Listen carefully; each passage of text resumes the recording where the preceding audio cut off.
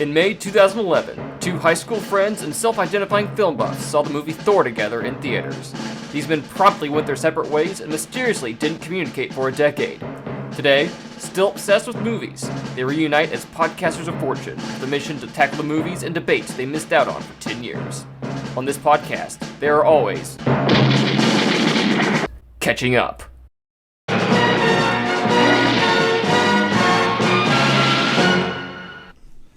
Hi guys, and welcome to episode 4 of Catching Up with Aaron and Daniel. Sorry that it took us a little bit, but, Real life got in the way a little bit. It did, and hey, at least it didn't take over a decade to, get us talking again on this one. So sorry for the delay, but, we're ready to do some catching up, and hope you're ready to join along. So in the last, month? It's been a while. It's been close to a month. So, Aaron, you got to go down to Disney Disney World. World. Yes. Florida World. California land. So, yes, went and did that. Knocked out 4 parks in 2 days. Gosh. Yes, lots of walking. I think we did probably a little under 70,000 steps in the 2 days just walking around. It was the first part of the Genie Plus app that they have now. It's pretty much the pay-to-play Fast Pass thing that they've got. And managed to navigate that very well, and the trip was absolutely incredible. Got to pilot the Millennium Falcon. Oh, I hate you so much. Which is fantastic. I took the Chewie seat. My friend John was Han. And then also got to do Rise of the Resistance, which I'm not a fan of the sequel trilogy all that much, but that whole experience is incredible. I'm looking forward to going back again when they... Good things do come from bad works of pop culture. Yes. I mean, if you go to California and you go to Universal Studios, they have the Waterworld stunt show. Still? And yes, and I'm not a Waterworld fan, despite Kevin Costner being like one of my favorite actors. Wow. Oh, Kevin Costner will come up here in a little bit. All right. So yeah, while we've been away, I was in Arizona covering the NASCAR championship weekend at Phoenix Raceway. So I got to knock off Arizona off my list of states to visit. Okay. So I'd never gotten to do that, and I got to cover championship weekend. Got to write some good stuff, awesome. And that's what the workload of that and afterward is what Yes. kept me from. It was a busy week after that. So, and we're gearing up for the holiday season as well. So yeah, probably another interlude. So yeah, we'll get it figured out. But we wanted to get this episode out to you. There's been quite a bit for us to catch up on, aside from just our movies that we're going down memory lane with. So before we get to our main event, remember we talked in the last episode, Aaron, about how you got spoiled about The Departed? I think? So going off of that, what's the worst way you've ever been spoiled about something? I got spoiled literally so I'm seeing The Last Jedi. Oh no. Yes. I'm there like on the Thursday, and I just checked my phone. I think I got a message from someone, but I saw my friend John, who ironically enough I went to Disney World with, and he posted that Luke and Snoke both die in it. And it's literally the Thursday before, like, it's supposed to come out on Friday. It's the preview showings. It's the preview showings. So I'm in there like at 7 o'clock on a Thursday, and I get it like 2 minutes before the movie starts. And then I also may have gotten a spoiler for Spider-Man Homecoming via Twitter by someone complaining about something. Somebody was like, man, this about the movie, I wish I didn't know that, was the person's tweet. And I'm just like, then why are you putting it out there for everybody else to see? Yeah. Oh, God. What about you? What's the worst way something's been spoiled for you? The only one I can think of was Book of Eli. Okay. Which came out 2010. So I've never actually finished that movie because I know the reveal. Okay, yeah. Well, I was visiting friends here in Fayetteville. I was back from college or whatever, and they're ending their school day. We're all piling in someone's car, and we're talking about it because I was wanting to go see it. Yeah. And my friend Skylar just like, I'm just paraphrasing. I don't know exactly what he said, but he said, "So it's wild that he's blind." I'm like, what? Yeah. I thought you said you see it. No, I'm going to go see it. Yes. So speaking of movies that we're gonna go see, I think I may have also inadvertently got a spoiler via a podcast that I listened to with the new James Bond film because they had time codes for it, and I jumped ahead, but I still got like the tail end of the spoiler because their time codes were wrong because it doesn't have the ads that the podcast puts in. So I got spoiled on Bond. Yeah, from reading a story. It was like there needs to be a moratorium on what you like movie writers write within like a week. So here's the thing that's crazy, and I still talk about this. Avengers Endgame, when that went out, like nobody said anything on social media for like 2 weeks. They were good about it. They were really good about it, which, you know, when the Russo brothers are like pleading with people publicly, but just the fact that, you know, people didn't put out those spoilers is incredible, especially in this day and age. And also around that time was like when Game of Thrones was going on and people were literally live tweeting episodes. I remember that last season, people were having to, you know, if they couldn't watch it, were having to delete social media off their phone so that it wouldn't get spoiled for them. So, what's the worst way you've spoiled yourself? I think just getting on my phone, probably, like inadvertently with, you know, everybody posting everything. Yeah, I'm pretty good about staying away from certain things. YouTube's really bad a lot of the times too, with the way that they do the algorithm with things that I watch. Certain things will just and the pop covers up. on the videos. Yeah, thumbnails. They're big on thumbnails. Yeah, my worst one was Revenge of the Sith. Okay. Like I read the novel, which came out a month before the movie did. So you got that spoiled for you? I made a decision to read the book when I shouldn't have.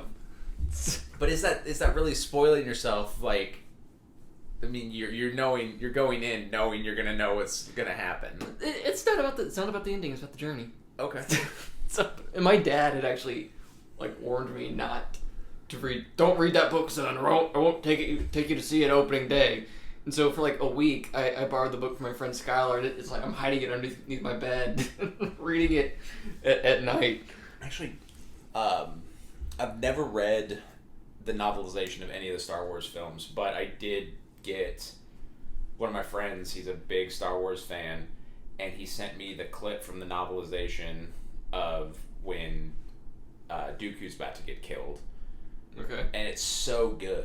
Like that little bit. Matthew Stover, who wrote it, yeah, it's in the Star Wars book community, whatever. It's held up as being like just a really good book. Do you read a lot of film novelizations? Nope. No. Not since that. No, like that was the only one that I can remember doing is the Edward Norton Incredible Hulk movie. Really? Because I was going down to Florida and wasn't going to be able to watch it opening week, so I read it while we were on the beach. And as I was reading it, I was imagining it as the Eric Bana cast in my head. So what I find it weird is like that like I said, the novelization for Episode 3 came out a month before the movie. The Lego Star Wars game that depicted Revenge of the Sith was out a month before the movie. What about the non-Lego one? That came out like the week of? Like just the Revenge of the Sith video game? I don't know about that. But it boggles my mind because now they are just very strict on keeping story elements out of for sure. the stream. But back then they're like, hey, let's put out this book and video game that clearly gives the game away. I mean, because we didn't know it was going to happen anyway. There wasn't, a movie that came out, 25 years prior? But still, I just find it odd that their stances or how their quality control or whatever has changed so dramatically in 15 years. They're owned by different people now. No, you're right, to a degree. All right. So main event time, Yes. Aaron. Are we heading into the DeLorean? Yeah, let's get in.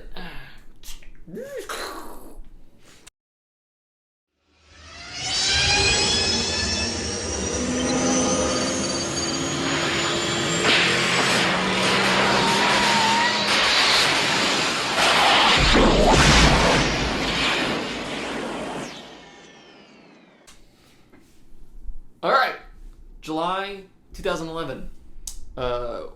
Captain America: The First Avenger is hitting theaters. This is the fourth movie in the MCU, and only a couple months after Thor was unleashed on us. So, at the time, doing some old news. Old news. Old news. I'm gonna be completely honest. This is probably my favorite part of the show. Yeah. Is just seeing what else was going on in the world at this time. So. Well, I don't have any hard news. This is just entertainment news. Okay. This is what I have. So, the week that Captain America: The First Avenger was released, it was reported that Kevin Costner was in talks to join the cast of Django Unchained as a slave trainer. Okay. He would drop out in September due to scheduling conflicts with Man of Steel and his TV show Hatfield and McCoy's. So is he gonna play like Don Johnson's character? Is that like? That's all I can really think of. It's been forever since I've seen Django Unchained, so I have no idea. But yeah, he was in it for about 3 months. Okay. So, interesting. Or 2 months, really. So, also that week it was reported that Universal had passed on making a Ron Howard version of The Dark Tower because Ron Howard's studio or whatever, they wanted to make they wanted to commit to multiple films. But Universal would only commit to one. So which is hilarious now in hindsight because everybody's trying to do the franchise. I never saw that movie, by the way. Neither have I. Yeah. We might have to catch up on that. That's the Matt McConaughey one, right? Yeah, Matthew McConaughey and Idris Elba. Which, I mean, you think would be like, I'm going to watch this movie. I love both of those actors. But no. It's one of those things. Like, you can judge a movie a lot of times by their trailer. So, all right. Captain America: First Avenger. Chris Evans. Directed by Joe Johnston. You remember? Yes, I was pumped about this because The Rocketeer is one of my like I grew up on The Rocketeer, so that World War II era aesthetic, I thought he was going to do a really good job with it.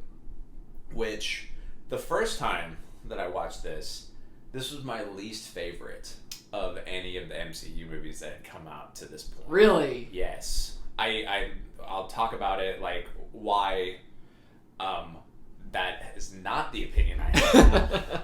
but at the time, I just remember being kind of bummed out with the whole Hydra thing. Like, I kind of just wish that they'd like leaned more into like the Nazi bit and not being like, oh, here's this like secret organization that's a branch off of the Nazi party. It's just like, is this where we're going with this? Obviously, they've fleshed it out a lot more in subsequent things. Yeah. But I was really hoping to have more of like a down to earth as opposed to they're shooting like laser guns. But that was one of the problems I had with it. Well, this movie has like the flip side of Green Lantern, where like you couldn't. Neither of us like agree. Both of us agreed that Martin Campbell probably wasn't the right choice to do Green Lantern. Joe Johnston is like, I can't think of anyone else that you'd want to do Captain America. Which is funny because his catalog of films, aside from like The Rocketeer, I don't really care for. Like Jurassic Park 3. I'm okay with 3. It's not good, and it's one of those. And it started without a script, and it's just one of those studio things. And he came in late too, like so. And then I didn't like the Benicio del Toro Wolfman, like you're talking about Universal. I'm trying to Dark Universe. That's a thing still, right? But no, him doing World War II genre. I was very excited about it. I remember being disappointed at the time. Like I said, this was my least favorite up until this point. And it had nothing to do with, Chris Evans or the cast or anything. It was just kind of the way it was portrayed. I was hoping to have a little bit more realistic version of World War II. as opposed to, like I said, But like his experience with that genre goes back to Raiders of the Lost Ark. Like he was a big part of like designing that movie. Like I know he like storyboarded the convoy chase scene, which is like one of the most iconic action scenes probably ever. And going back real quick, Disney World, the Raiders stunt show was closed at the time. Oh, I'm so sorry. So yes, I didn't get to see the Indiana Jones stunt show. I was pretty bummed about But that. it is coming back. It is. It will come back. So like, at the time, I remember when they were in production on this movie or whatever, like going through like the casting stuff. I remember like reading like a short list of actors who were being considered for it. Okay, I don't remember anybody that was on the short list for Captain America. I remember the only two I absolutely remember were Chris Evans and John Krasinski. Okay. There's no way on earth I can imagine John Krasinski. Was he doing The Office at this point? At this point, yeah. Interesting. Very interesting. I cannot remember, or I cannot picture Krasinski in this version of Captain America. I can't imagine anybody else doing this version. I think that's one thing that's so incredible about Marvel casting right now. It's just like how on the nose they've been with everybody except Rhodey. But no. So what did you like about this movie? Pretty much all of it. Okay. Like just talking in broad terms, this movie is just like so confident in what it's doing from start to finish. Like just the way the story is framed, the way the shots are framed, the characters, like the cast is incredible. Just each person feels like they were the person for this role. It's what's funny to me is it's Marvel still not 100% sure what they're doing. Like the MCU not know what they're doing because the Tesseract and everything. It's the cosmic cube. Like that's a big deal in the comic books. It's not an Infinity Stone. So then later on it becoming that it's like, oh hey, here's this this cosmic cube that they're going for. I remember I had one of my friends who's like a big stickler for it's not this way, it's not that way in the comic books, so like I'm gonna hate it if it's this way in the movies. Was so mad that it was called the Tesseract and not the cosmic cube. It's a thing we use to power weapons, but also it can control minds. Yes. So is that? Yeah, that's what's in Loki's. Yeah, we're getting a little ahead of ourselves. It's the Soul Stone, right? Yeah, that's the thing that's in Vision. Yeah. Okay, so it ends up being okay. Sorry, going way ahead now. So one of the things that I really liked about this was how they got all of the classic Captain America costumes. Into it. I thought that was, and they did it very organically as well. I liked him, doing the shows for the troops, and I also loved how they got him punching Hitler in there because I mean that's the comic book cover for the first Captain America one. So I thought that was great. It was also nice to see Tommy Lee Jones not in a bad comic book movie, so that made me happy. I thought he was great in this. Born for that role. Yes. Just, like that. He the key for this, like Tommy Lee Jones doesn't give a crap. No. That's I think that's what makes it work. He's just like on set reacting to weird stuff. I think that's when Tommy Lee Jones works the best. Yeah. With like the exception of No Country for Old Men, but when he's just like, I don't care. Like that's what I love about it. Also, Zola, Toby Jones, this was the second time I ever saw him in anything. The first time I saw him in anything was The Mist. I was glad he was getting work. Hugo Weaving as the Red Skull was amazing. Again, like, and afterwards, he would said, like, he didn't really like what he was working with, which I think goes along with the Tommy Lee Jones aspects. Like, they're just acting. I don't know if it's necessarily he doesn't like what he's working with or he doesn't like sitting in a makeup chair for that long. He was he was great in this. I remember, later on when the Red Skull makes another appearance in another Marvel movie, just losing my mind and then realizing that it's not him, it's a different actor. It was a good fake version. Yes. But I also really appreciated that after 10 years at that point, they brought that back. Yes. Full circle. Like, oh, thank you. Yeah. There was a lot in the Phase 1 that got kind of, like, put aside for a while. Yes.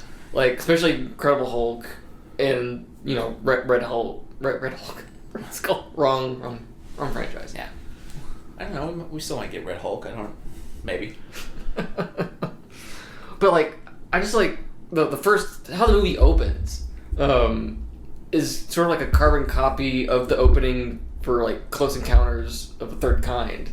Instead of a desert storm, it's a snowstorm. And it's like the scientists arriving or scientists, SHIELD agents, whatever. They can be both. Yeah. Showing up to look for something mysterious and finding a plane that launches the movie. Joe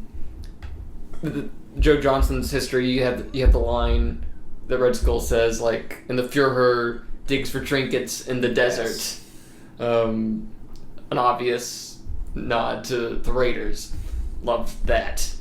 Howard Stark basically being Howard Hughes. It's great. Which is, Howard Hughes was in The Rocketeer.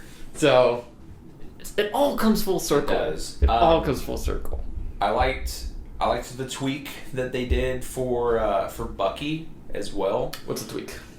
In the comics, Bucky is not like his childhood friend. He is like little kid mascot. He's pretty much like Robin. Really? In the comic books.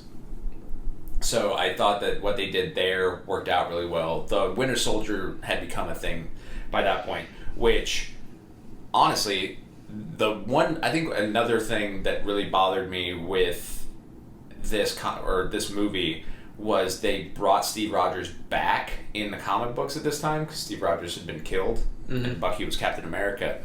And I think that's one thing that soured me at the time was because I was absolutely loving the Ed Brubaker run on Captain America, and they brought him back because, we're making a movie and Steve Rogers is Captain America. We have to make him Captain America again in the comic books.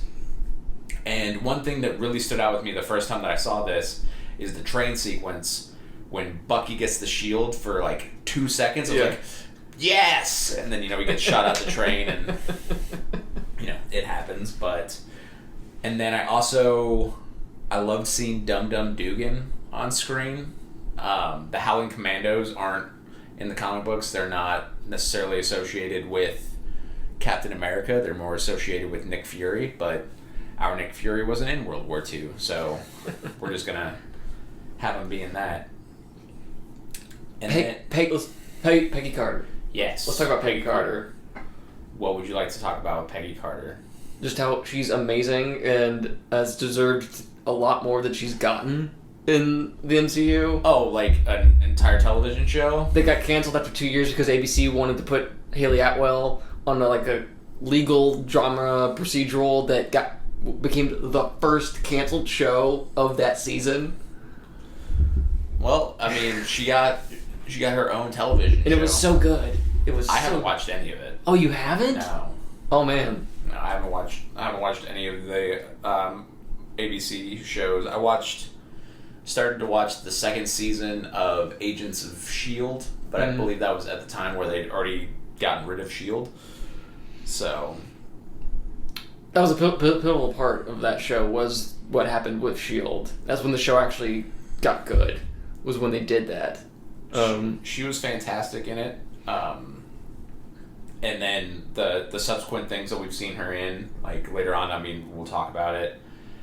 And then, I mean, you say like, oh, she hasn't gotten like what she deserves, and she's literally the payoff. Yeah, I know. I was of this entire thing. So like I feel like she could have been given more, but her Steve's relationship with her is like the underlying of the entire arc. Which, when, the final scene of Endgame is them dancing together, I got misty-eyed. Oh, it's great. I got misty-eyed. Speaking of, like, you're going to talk about people that don't necessarily get enough credit in this movie. Stanley Tucci in this film. Oh, he's incredible. I absolutely love him in this role.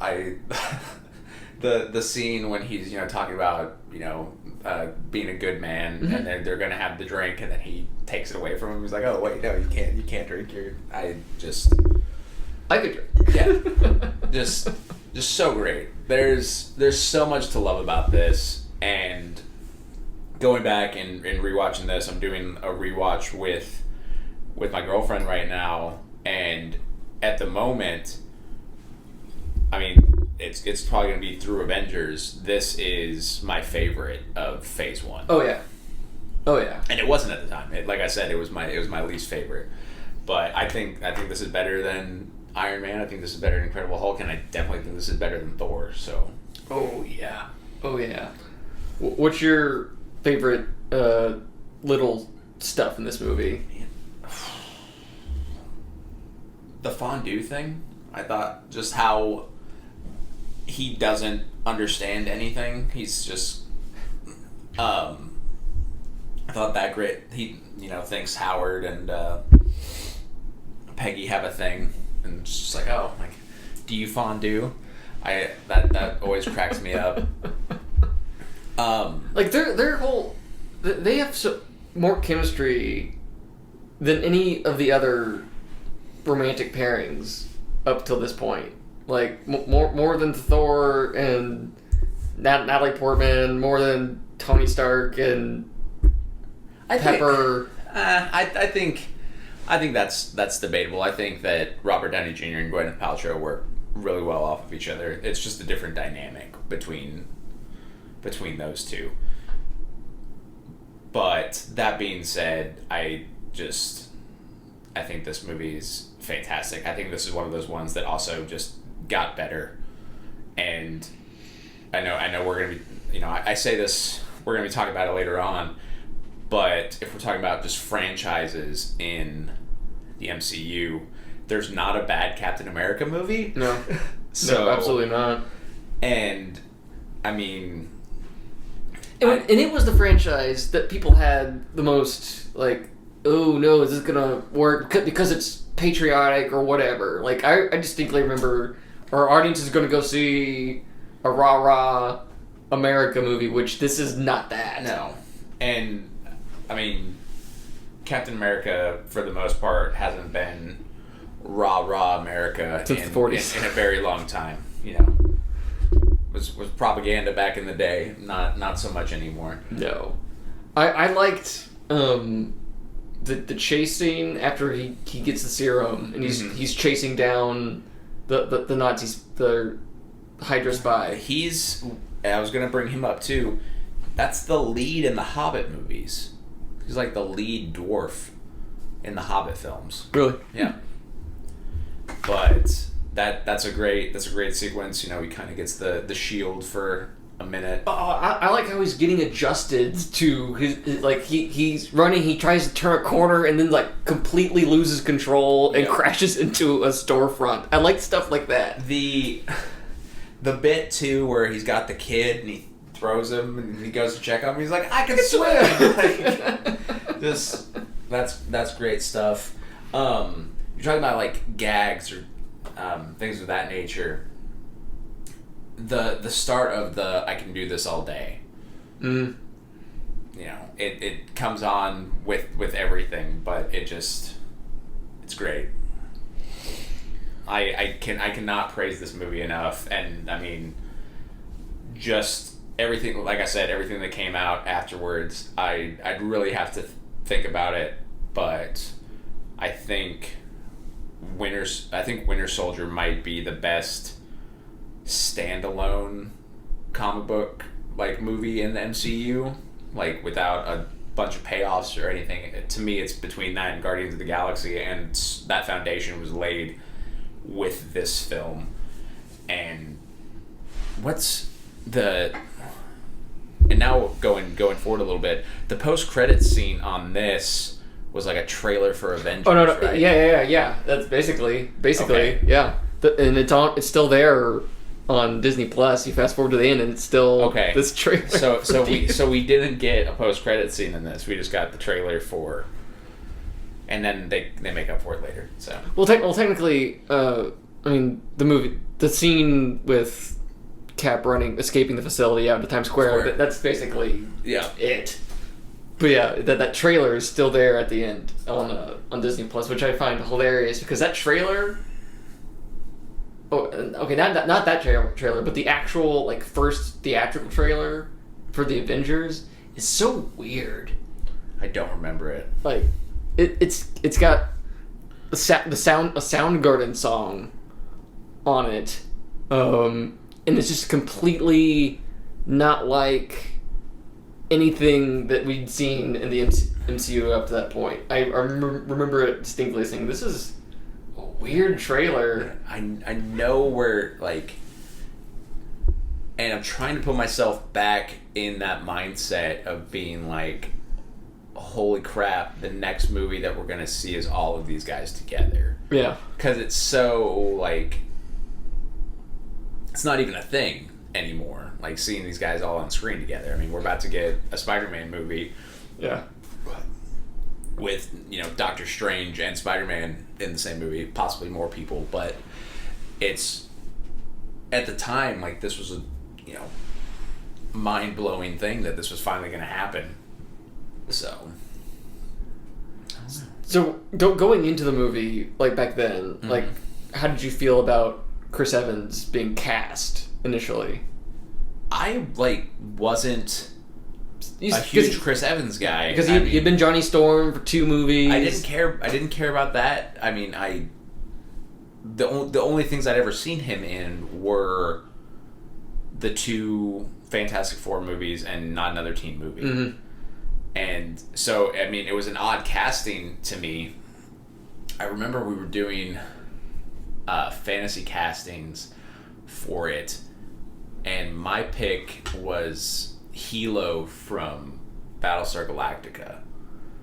Oddly enough, he's Canadian, but I think I know who you're talking about. And so, I don't know. Like so many of these things, it's just like, is this gonna work? Is this gonna work? And I hadn't seen enough of his stuff at the time to be like, but like we talked about earlier, I can't think of anyone else that could pull that off. I had seen Sunshine. Okay. I think I'd seen it at this point. I thought, I think he could do it. I don't think I'd seen Sunshine till after this, because the other thing too is Mark's, like we were talking on the last episode with Sinestro and Mark Strong. He's in Sunshine as well, and I don't think I'd seen Sunshine up to this point. Had The Losers come out at this point? Came out the year before. Yeah, so I hadn't seen that either. But he always came off to me as more of a comedic actor, not necessarily the serious, and especially leader of the Avengers. That I was like, is this going to be a thing? And then you see him, and it's just, no, this works. So 10 years later, does the CGI used to make him look like a weakling, has that aged well for you? I mean, I don't really feel. I feel like you go back and you watch a lot of movies from a decade ago, or anything when they first start doing these things, and it's never like what it was at the time. I mean, 10 years from now, we're gonna be being like, oh, this doesn't look good. But I mean, in subsequent stuff, it got better when they did other flashbacks. But I mean, at the time it worked. So it wasn't as bad as Thor in the ice when they were on Jotunheim. So one thing we talked about on Thor was the kiss between Jane and Thor just not feeling earned at all. The kiss between Steve and Peggy at the end of this movie feels not necessarily earned, but more appropriate. It's just a good luck peck. Yes. Followed by Cap looking at Tommy Lee Jones' character. I'm not kissing you. No, that's what we should have seen right there. Is Chris Evans and Tommy Lee Jones. That would have made the movie. No, I agree with that, and I don't know. It's so difficult for me to talk about these Marvel movies and not go into start talking about the other ones. Yeah. But no, definitely earned. I thought, when he's getting ready to, crash the jet or whatever he's flying, and it just like cuts out like mid sentence. I'm like, ugh, like that's rough. That's rough. And then I can't remember. Was it I had a date? Is that that's like the last one of the last lines of the movie? So this it's a very mature movie. It is. For we say that, and there's lasers and. How about the scene when they've got the flamethrowers, and instead of just shooting them at him, they make the wall of fire around him? Well, they're trying to take him prisoner, and then they bring him in and he escapes. And yeah, so I love his line in that one scene though. I'm just a kid from Brooklyn, and then gonna blow up your stuff. The bit when Red Skull, takes off the Hugo Weaving face, and Bucky's reaction to that is great as well. Sebastian Stan, I'm very. This was the first thing I ever saw him in. So I think it was the first thing I'd seen him in too. Yeah. So, and everything that he's done, and I'm looking forward to seeing what happens now with going on further with him and Anthony Mackie. Like, if anything, the Cap franchise has lucked out when it comes to pairing people up with Captain America as far as casting, because him and Sebastian Stan are really good together. Yes. Him and Anthony Mackie were really good together. Like, off the bat. Like, just really good. So, what's your biggest criticism of the movie 10 years later? Hydra. Is that still okay? That's it. Yeah.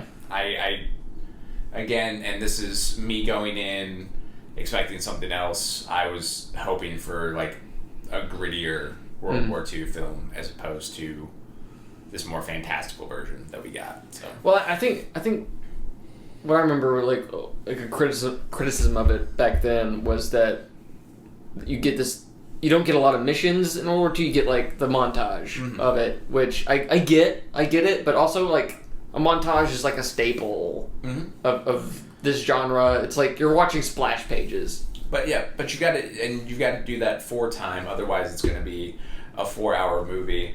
And I liked the bit too where he's in the movie theater and he's watching, the reels at the beginning of it. I thought that was. There's just a bunch of little things in this movie that I like, and it's one of those things where you catch more of it and you appreciate it more on a rewatch than you may have the initial time that you watch it. So what is your rating for Captain America: First Avenger? This is an A. Oh yeah, A. I totally agree with you. Here's a story from July of 2011 about Captain America, about the reason why it has the First Avenger moniker on it, because there was some pearl clutching over how the movie would like play in certain markets because of the whole America title. Because apparently when it was released, there was only 3 countries where it was actually only released as like the First Avenger, and not Captain America. The studios decided that Captain America would keep his name in the title in all but 3 countries: Russia, Ukraine, and South Korea. So in those 3 countries, it's just the First Avenger. The First Avenger. So apparently in South Korea, there's bitterness or whatever towards the continued American military presence there. So that's the other two make. I wonder sense. why. So, all right, back in the time machine.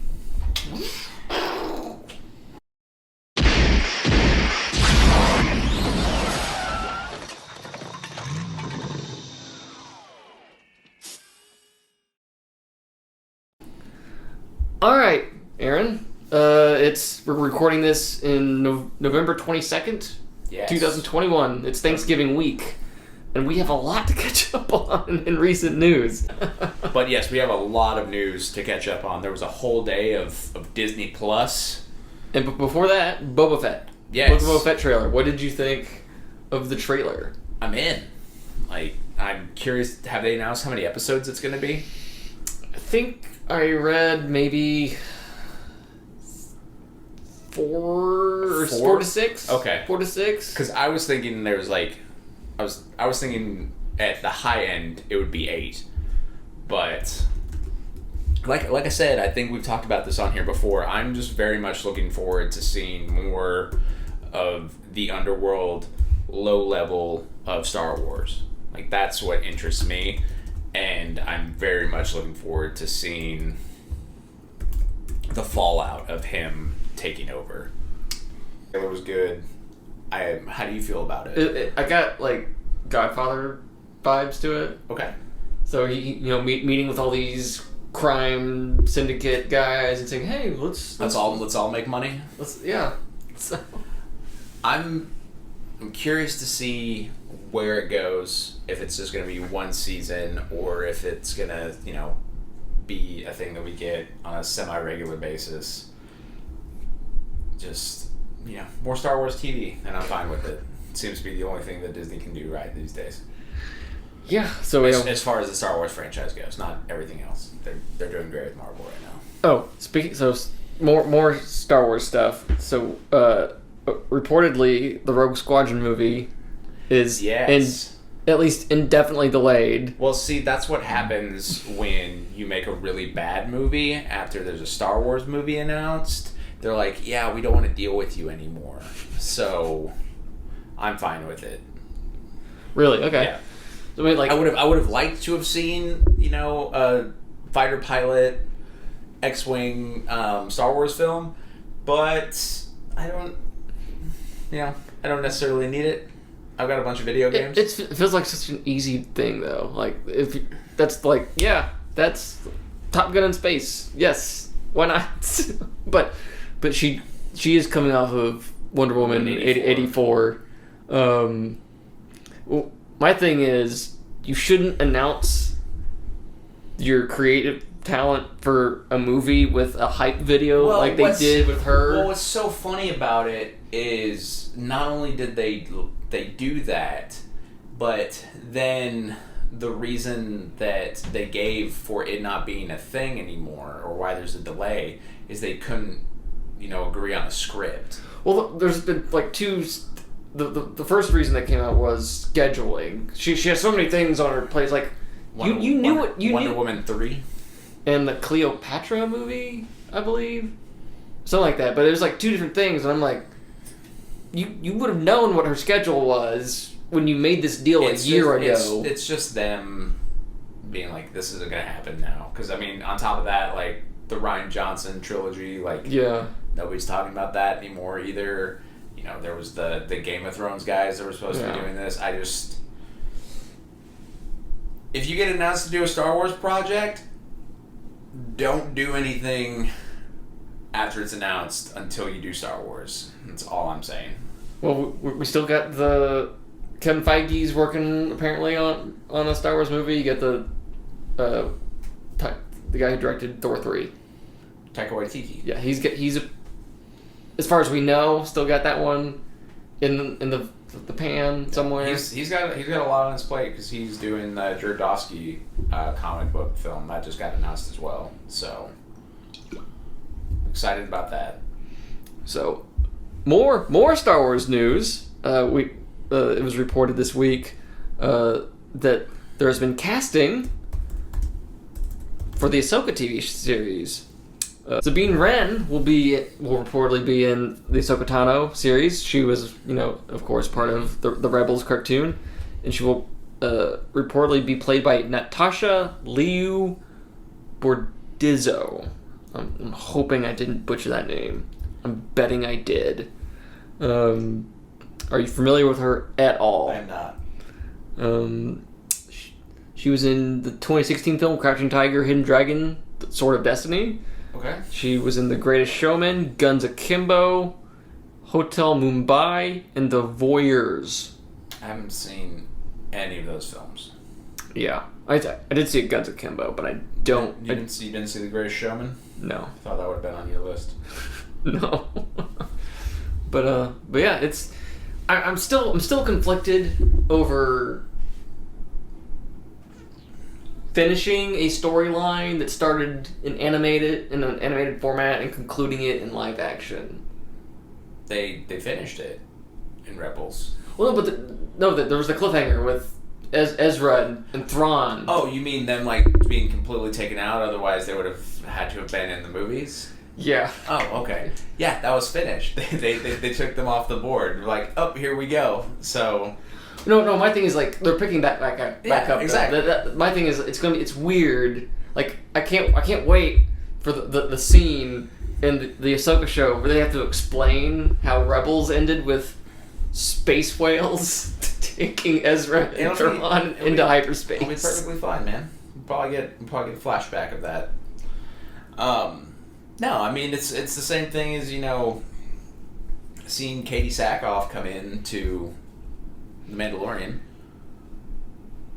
I mean they're literally paying off the Darksaber stuff in The Mandalorian, and that stuff was introduced in two cartoons.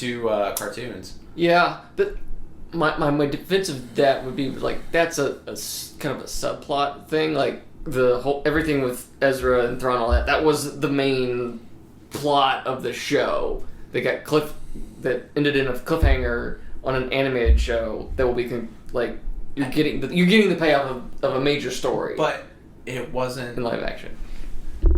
It wasn't a cliffhanger. Like it literally ended. Like it was just like they got taken off the board, and then we're gonna do this montage and show what everybody was doing during the war. Like the whole point of Rebels was to be a lead-in showing what happened in the build-up to A New Hope, and showing how the Rebel Alliance got formed. And then it's just like, okay, and now we're either going to kill these characters or I mean it's the same thing as I mean it's like bringing in Ahsoka in general, just being like, wait, what? Like Anakin had a Padawan? Like that makes little to no sense. Dude was never even a master. Like that's kind of the whole point of like why you got mad about this. So no, I'm looking forward to it. I'm hoping things don't necessarily get spoiled as far as castings for. I mean, obviously we're going to get Ezra and we're going to get Thrawn, but I hope that stuff. I hope it's a surprise that they show up as opposed to it's like, oh hey, this person's in here and they're doing this, but it's just unfortunately like the way everything is now. Everybody kind of wants everything spoiled for them and wants to get the scoop. Which leads us into Spider-Man trailer. So not just that, but like Spider-Man No Way Home, right? Yes, No Way Spider-Man No Way Home. The thing that cracks me up the most about all this is like everyone's just like, do you just want this movie spoiled for you? Like everybody's like after I watched the first trailer, I was like, I don't need to watch another one, but I watched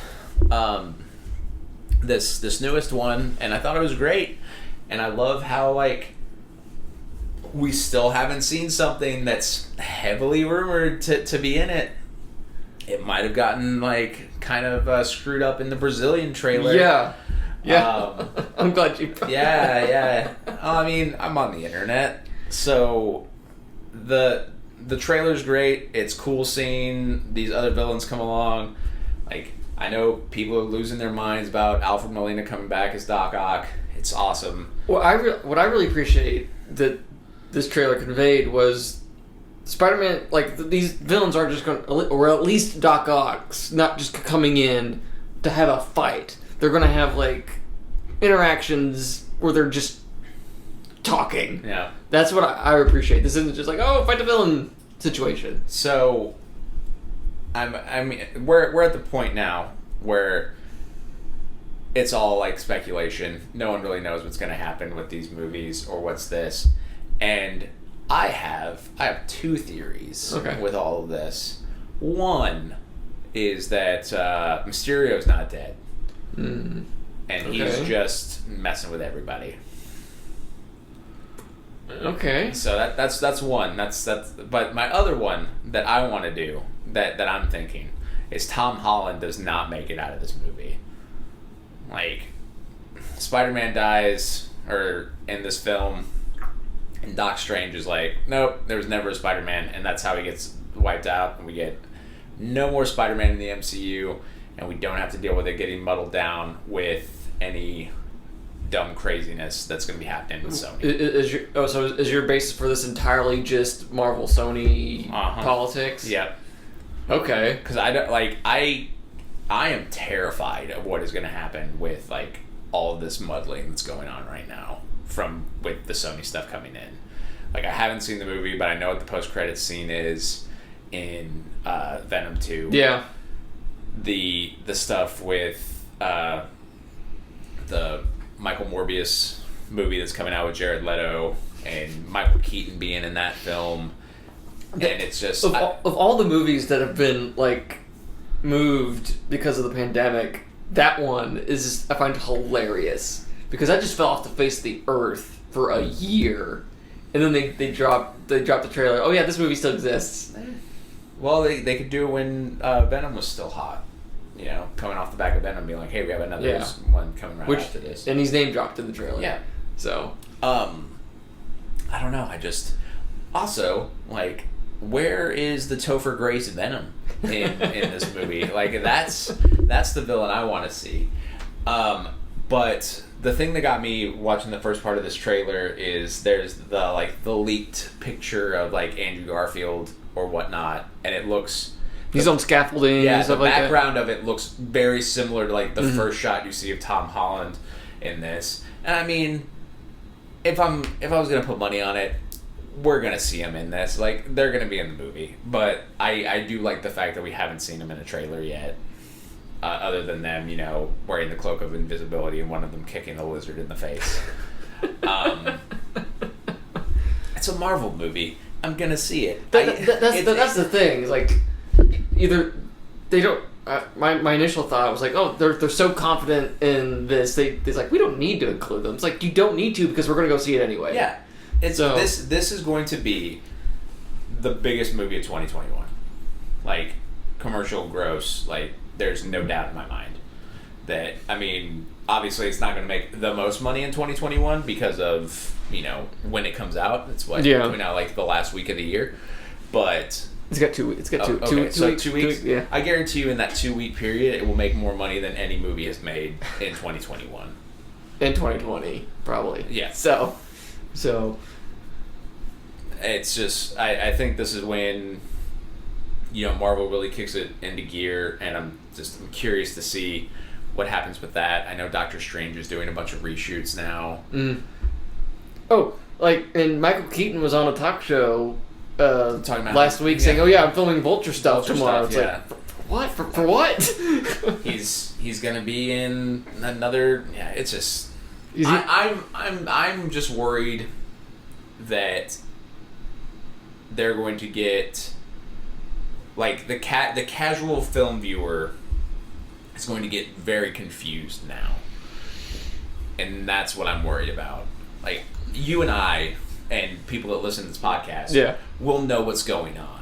But if I'm just like, hey, Mom, hey, Dad, you should watch this movie. Because my parents didn't want to go see Endgame because they hadn't seen it. I literally had to give my dad, like, a Cliff Notes version of the MCU going into Endgame so he'd watch it. I had him watch 8 movies. What were the 8 movies? I cannot remember offhand. Like, I had the list, but it's just one of those things now where I'm like, it's getting very very convoluted, and I don't. Too many cooks in the kitchen is where I'm at with it. Okay. So my fear, I hope there's at least, if Tobey Maguire and Garfield are in the movie, I hope there's at least one scene where the three Spider-Men get to like have a conversation, just like that shows just how different these Spider-Men are, the different experiences they've been through. I don't want them just fighting and then they're gone. I want them all to just get wasted. They're all gone. And by wasted, I mean just have way too much to drink and do a dance number and do finger guns and point at girls as they're strutting down the street. That's what I want to see. No, my big thing is if they're gonna, put all these different Spider-Men and things, like we've seen it. We saw it with the Into the Spider-Verse film, and that was great. Like that's probably the best Spider-Man film to ever come out. But now it's just, I'm really worried with how this is gonna be. Like it's gonna be awesome. It's gonna be a lot of fun, but the fallout of this, I'm curious to see where it goes. But I mean, it's starting with everything now. Now it's like we're gonna be mixing everything together because we talked about the Flash and Michael Keaton Batman being in that, and it's just okay. I don't know. There's a meme going around on TikTok of when Tobey Maguire's Spider-Man shows up, that Chad Kroger's Hero from the first Spider-Man needs to be playing when he shows up. Yes, that should be on every Spider-Man soundtrack. That is a fantastic song. That is a fantastic song. I love it. That's one of my favorite. That's one of my favorite karaoke moments. Was I sang that with my brother at karaoke? Really? It's either that song or "Vindicated" by Dashboard Confessional from Spider-Man 2. You can start with "Hero" for the big reveal. Like Spider-Mans are here. Like do that. That'd be great. And then as all of the Spider-Man are killed in it, and then you can just start playing Vindicated as all of the villains are standing over them. And the other thing too is that there's only 5 villains that they're showing. Green Goblin, Doc Ock, Sandman, Electro, and the Lizard. Are you sure? There's 5. Venom is probably gonna like so. Sinister 6. Come on, who's the 6th? Is somebody pulling the strings? Think somebody is manipulating things? Is this when we're finally going to get Mephisto? Is it Agatha all along? Is this the lead into? Well, there's the black suited Spider-Man that we see in the trailer. Though in the first trailer you see Tom Holland wearing that black suit. Yeah, but so. I mean it's just the tech suit. It's not the symbiote or anything. We'll see. So I want it to be Topher Grace Venom being the one pulling all the strings because he hates Peter Parker. Make it happen. Okay. So, is it like at the end of a long year of Marvel content, Spider-Man 3 feels like the cherry, the goal? It's like we're finally getting to we're breaking through the line. Yes. At the end of the marathon, but we had to get through some stuff to get to it. Are you talking about the Eternals? Yes, the Eternals. So, did you not like the Eternals? I was gonna do like a quick we can just kind of because I mean I don't necessarily know how many people have seen it or whatnot, but I think it's getting unfairly shit on. Well, I don't think it's bad. I don't think it's Iron Man 2, Thor 2 bad. Like the fact that this has the lowest rating of anything from the MCU on Rotten Tomatoes blows my mind. It's 54% on Rotten Tomatoes. We're gonna fact check this real quick. It's the joys of having the internet. I really liked it. Catherine really liked it as well. And the thing with it too is when we got out of the movie, we both looked at each other as we were discussing. 47. 40. Okay. That that blows. That doesn't deserve worse. No. And I think that's one thing that's scaring a lot of people too with it, is the fact that it got all of these negative reviews. But it's an 80% audience score. So it's 47% critic score. Yeah. Interesting. It's not, like I said, it's not Thor too bad, it's not Iron Man too bad. I think it's just kind of a dull movie. I enjoyed it. It's got interesting characters. Yes. Who I wish had been given a way to explore those characters more. I think this should have been a TV series. They've done that before with, I mean, like, my biggest thing that I was worried about was that this was going to go, like, Inhumans route. Did you ever watch Inhumans? No. Okay.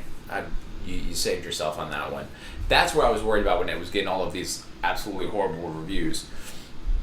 But the things that they laid the groundwork for in this, I am super excited about. Like, I'm very excited to see where this goes moving forward.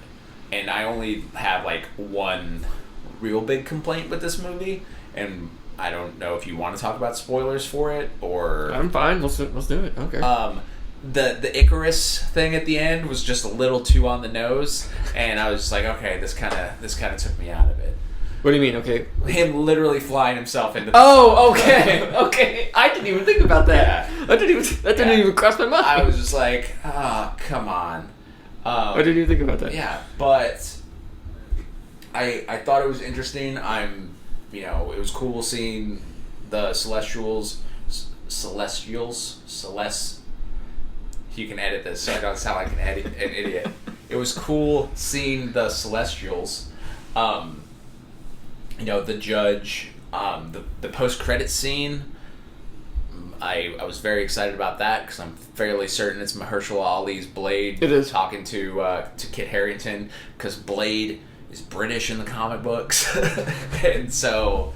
Blade's British? Blade's British. Huh. Yeah. Blade's British. And it made me regret, because I had, during COVID, I had to sell a bunch of my stuff, and I had, Avengers number 48, which is the first appearance of the Black Knight, and I sold that comic book, and I imagine it's worth a pretty penny now. Okay. But no, I just, like, I know you mentioned the ill-fated Marvel show, but I do think, like, if this had been, like, a 4-episode show, because, like, I really like the character pairings that they have. Things work better as a television show because you have longer that's why I still think Daredevil's the best thing that Marvel's done in this MCU thing. I think those 3 seasons of Daredevil are better than anything. Cut each season in half, then I think I'd agree with you. Seasons were too long. 13 episodes is too long for you? With the stories they were trying to tell, yeah. Yeah. But, like Kumail Nanjiani's character, like, I want an episode devoted to him. Yes. Like, the scene in the movie where it's like, oh, yeah, we're going to do a documentary about this. Like, there's the narrative construct that you should have used for this. Well, you could do a Marvel short with him doing that, but I love the fact that he was just, a Bollywood actor. I thought that was hilarious. And then I loved his chauffeur. I loved how that might have been, like, they did, like, the throwaway line where he thought he was a vampire, and then later on Blade's in it. I thought that was great. But also how about the fact that he's just like, you know what? Nah, deuces, I'm out. Like, here's the thing, like, during the final sequence, at some point I'm like, wait, where's Kumail? I'd forgotten that I completely spaced that he just left. Like, how did he die? I thought he had died at some point. He was just like, I'm not gonna fight. So you're talking about that last fight, and this is one thing that Catherine and I discussed. Catherine's my girlfriend. I don't know if I've said her name on the show, but the bit, I cannot remember her name. The deaf actress, the speedster on this. The way it's portrayed originally, like when you see the Eternals fighting any of the Deviants, there's the offensive powers and the defensive powers, and you always see her, just picking somebody else up and running them away. And then she just beats the hell out of Icarus. And I think this is the best version that we've ever seen of a speedster on film. I thought the way that they shot it was great, that she's always in the wide open, and the fight scene when they're fighting Icarus at the end of this movie, I was like, this is the best Justice League versus Superman fight we're ever going to get on screen. Well, a lot of people have been saying this feels like a Zack Snyder movie in many ways. I wouldn't go that far. There's no slow-mo. But, you have Icarus, who's the Superman, and then fighting Wonder Woman, the Flash, and Green Lantern. And that's what was going on in my head at the time, is that this is the best version of this fight scene that we're going to see. But I really enjoyed it. I thought it was funny too, where it's just hey, you're a little kid, but we're going to film more of these, and we obviously know that you're going to get older, so, oh hey, I have some powers left over, so we're going to make you immortal so that you age. I thought that cracked me up. But no, I feel like this is getting a lot of flack that it doesn't deserve. It didn't necessarily feel like a Marvel movie to me, but not in the way that when I saw The Last Jedi, it didn't feel like a Star Wars movie to me, and it angered me in that way. It didn't anger me, but I didn't know how to feel about it. Yeah. I genuinely enjoyed it. Well, the thing for me is the scope of this movie is so huge for a movie that's not especially for a movie that's at the start of a phase rather than towards the end. Yeah. So I feel like that kind of takes away from it in some way, because it's this movie ends with a Celestials frozen in the ocean, a statue, and it's should we tell the Avengers about? No? Oh, okay. It's fine. All right. Believe me, man, the world's seen stranger things than that in this. Let's not forget that whole thing. And it's oh, hey, where'd everybody go? They're back. Oh, speaking of, the snap and where'd everybody go, it is almost Thanksgiving, which means we're about to start getting Hawkeye. Yeah. It's this week. It's Hawkeye's this week. Isn't it? Yeah, we're getting the first 2 episodes of Hawkeye this week. It looks fun. Yeah, I'm looking forward to it. Catherine's, when we first started dating and talking, Catherine's, we talked about comic books, obviously, because I'm a big comic book geek, but she loves Matt Fraction's Hawkeye run. Which I've heard a lot of people say this. What about the Matt Fraction run makes it distinct it's for this show? It seems to be taking a lot of elements from that. It's with the Winter Soldier is heavily influenced by the Ed Brubaker Captain America run. So it's just looking where that goes. And it's, as far as quintessential runs for the character, Fraction's run is that for Hawkeye. So she's very excited about it. I'm excited about it. I don't know. Just, when it comes to properties that Disney owns, just inject them into my veins. Keep them coming. But so going back to the Eternals, when the movie started with an opening crawl, that was a red flag for me. Was it? Yeah, because if you're one of my rules of thumb is outside of Star Wars, if you're starting your movie with a voiceover narration or an opening crawl, you're not starting from a good place narratively. See, this is what I cannot wait for, because Conan, again, one of my absolute favorite movies of all time, starts with voiceover. I can't remember if it's a crawl, but definitely has the voice. Definitely has the voiceover. Okay. And so yeah, I disagree with that when it comes to certain things. Like I said, outside of Star Wars. Yeah. But it's just the like you said, there's so much story to tell in this, and you wish that they would have had longer to go with it. But for keeping it you know, relatively short. This movie's like what, 2.5 hours long, a little bit long. Not even. It's over 2. It could have been. It should have been. Probably, if anything, Eternals runtime. Oh, really? Huh. 2 hours and 37 minutes. See? Okay. Wow. So he's saying it could have been longer, which again just goes to show that how fast it moved. Like, I thought it was pretty well paced. I didn't. At no point was I like, man, this movie's dragging or anything. So, but I don't know. I enjoyed it. I thought the cast was great. There was some good comedic moments, and I'm looking forward to seeing more, which is a good thing. If more, like, I think you'll see characters from this pop up in other things. Yes. I don't think there's going to be like an Eternals 2. Probably not. Like, but here's the thing: is like, does there need to be another Eternals movie? Because now that they can just go and do other things, there might be another Eternals depending on. I've heard this said too. Is this? Let me think here. Spider-Man, Black Widow. This is the Captain America of Phase 2, or not Phase 2, but this new part of 4. Yeah, this is the 4th one. It is 4, right? Yeah, so this is Marvel still throwing things at the wall, not necessarily knowing where they're going. I don't think that they necessarily know where they're going. I don't think they know who they want the big bad to be.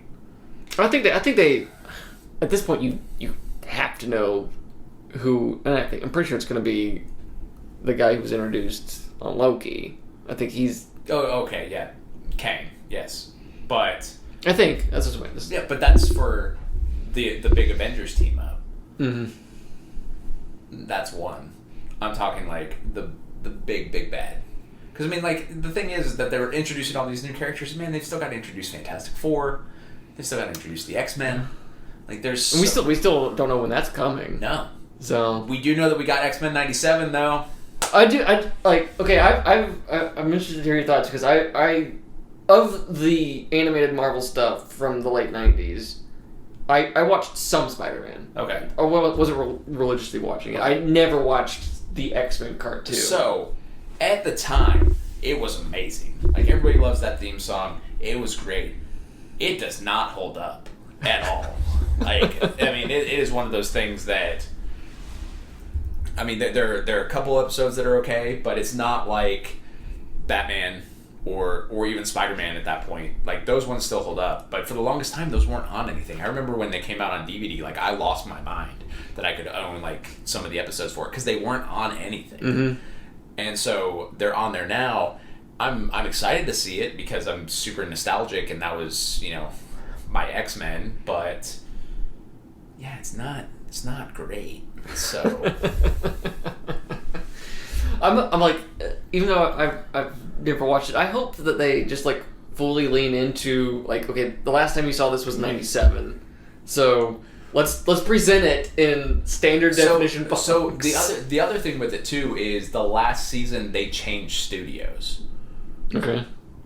And again, they left it on a cliffhanger. So people are curious, like, where it's going to take place from. It's going to take place like on the cliffhanger, or what they're going to do. But I don't know.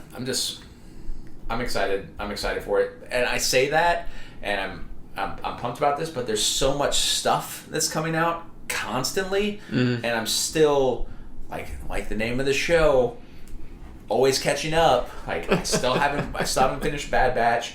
I still haven't watched Star Wars Visions. But these are things I want to watch. Yeah. I finally, I watched Squid Game like 3 weeks after everybody else, and it was the hottest thing in the world. That's probably like, if I had to choose, I'd rather watch something after the hype, so you can go into it with clear expectations. Yeah. But the other thing with it too is, when it is super hyped up, it becomes a meme. Everything becomes a meme, and everything becomes, or stuff gets spoiled. So you have to watch it while it's quick. And I mean, real quick on Squid Game. I don't know if you watched it. No. We're not going to do it. It's great. It is completely deserving of all the praise it's going to get. I don't necessarily know if I want to see a season 2, but that first season, fantastic, and you should watch it. All right. So other Marvel stuff that was announced at the same time as X-Men '97. So We've got clips of Moon Knight and She-Hulk, right? yes.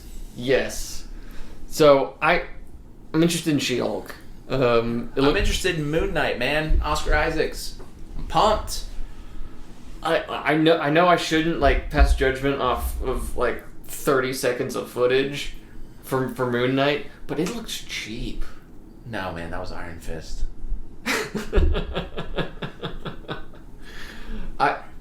I'll watch it. I'll watch all this stuff, but it didn't look very polished, which I shouldn't expect it to be at this point. No. But She-Hulk, I'm interested in that. She-Hulk's gonna be fun. I'm looking forward.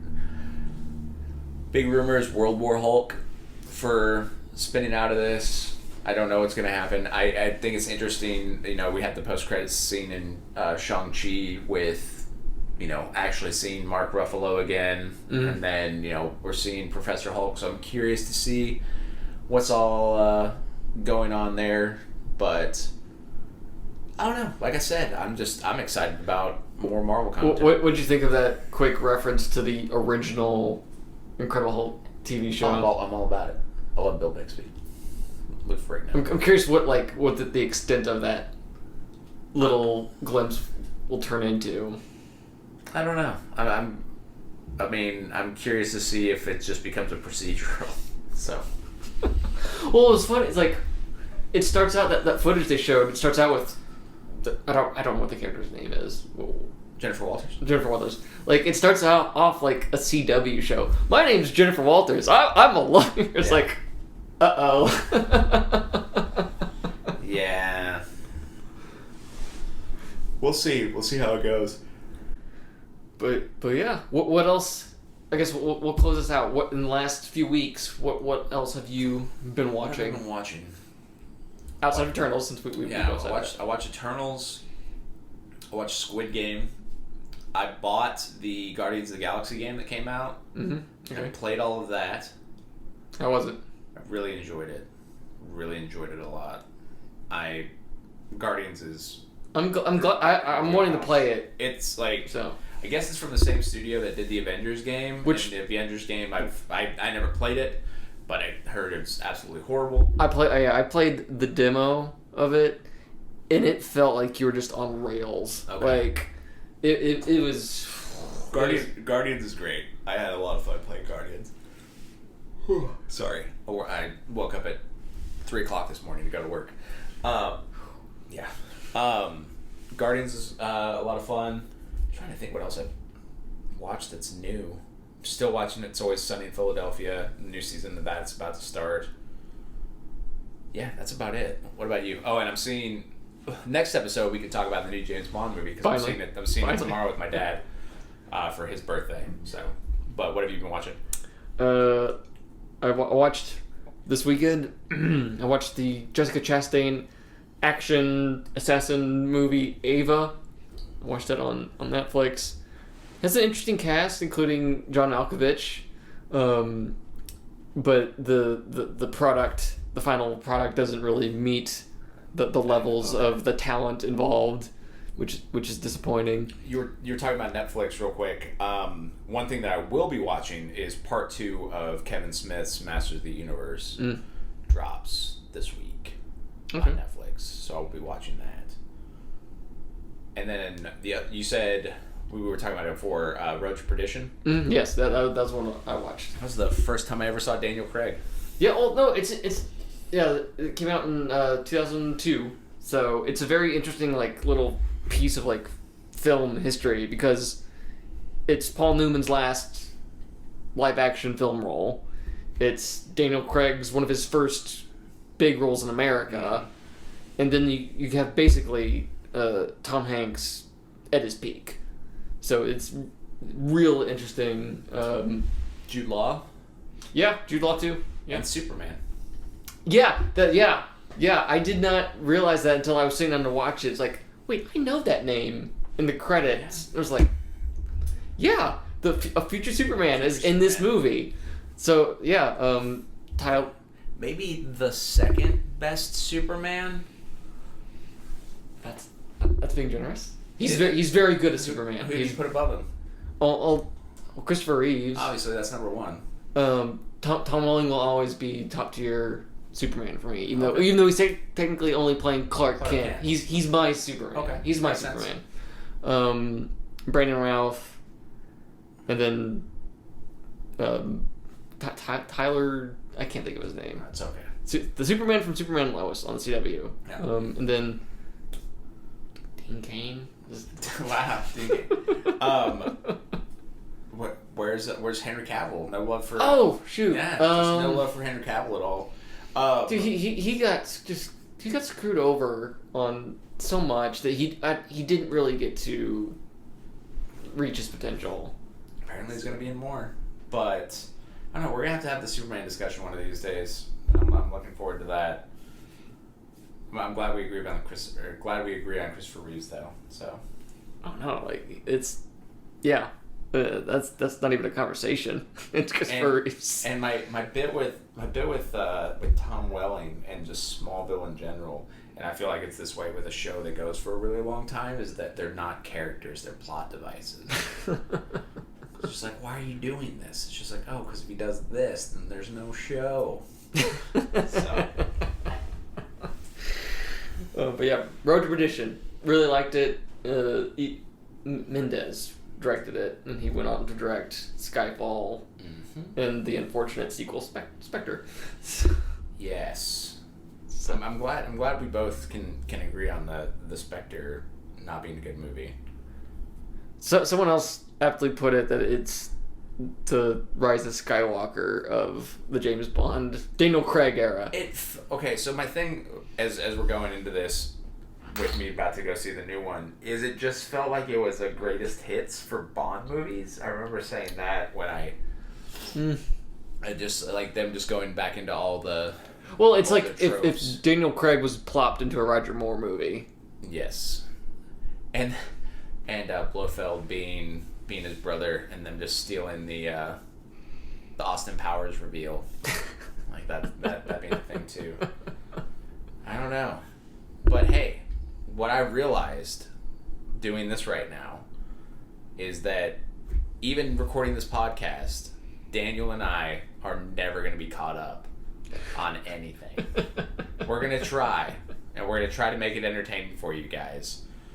You're just now realizing this? Yeah, it's really, really starting to hit me. 4 episodes in, guys, and we thank you so much for listening to us talk and joining us on this crazy adventure as we travel back and forth between 2021, about to be 2022, to 2011. Yeah. So our next movie is Cowboys and Aliens. Okay. I've only seen this movie once. Me too. All right. Me too. Is this the one that broke Favreau? That broke him? Yeah. Like in what sense? In the sense that like it got him to like hate like studio meddling for a while, and when he went and did Chef after this, was it the combination of this and Iron Man 2 that really did it for him? Maybe Chef. Things we're gonna have to discuss. Chef came out in 2014. Okay. Maybe. I don't know. But Cowboys and Aliens, one of those movies that makes sense on paper, has an incredible cast. It's Harrison Ford in a Western with James Bond. I'm in. So, but yeah, that will be our next. Clancy Brown's in this movie too, isn't he? I don't. Things that we will discuss on the next episode of Catching Up. Guys, seriously, thank you so much for checking us out. We appreciate all the support, and we cannot wait to see you guys next time. Again, I'm Daniel McFadden, joined by Aaron Corhost, and you can follow us on Twitter at Catching Up 2011. Follow me at Daniel McFadden, and follow Aaron at AB Cohurst. And you can email us at catchuppodcast2011 gmail.com. Send us some emails because we'd love to hear from you guys, and we'll read some on the podcast, and we'll reply. We want to get some dialogue going with you guys as you're following us on this journey. That would be great. Let us know. What do you remember about seeing Captain America: First Avenger when it was released in July 2011? I didn't say this real quick. Going back, there was a guy dressed up as Captain America. Okay. When I went to go see this movie. Okay. I remember there wasn't like a room for him because he kind of got in late, and like people like moved so that he could get a good seat at the movie theater I was at. I saw this at the Malco in Fayetteville. Okay. Yeah, craziness. Anyway, I think I saw it. This was July. I think I saw it. Yeah, it would have been Malco. Okay. I think so. It's gonna like turn out like we were like 3 rows apart from each other. And who would have thought, like, how great is Marvel, bringing out Captain America in July, but not July 4th. The birth month of America. It's probably a Monday. Who knows? It was actually like July 17th or 16th. All right. See? But guys, seriously, thank you so much. We will try to get another episode out to you guys very quickly. But if not, happy holidays, Merry Christmas, have a great Thanksgiving, and we will catch you guys next time. We look forward to catching up with you. He does, not me. Goodbye.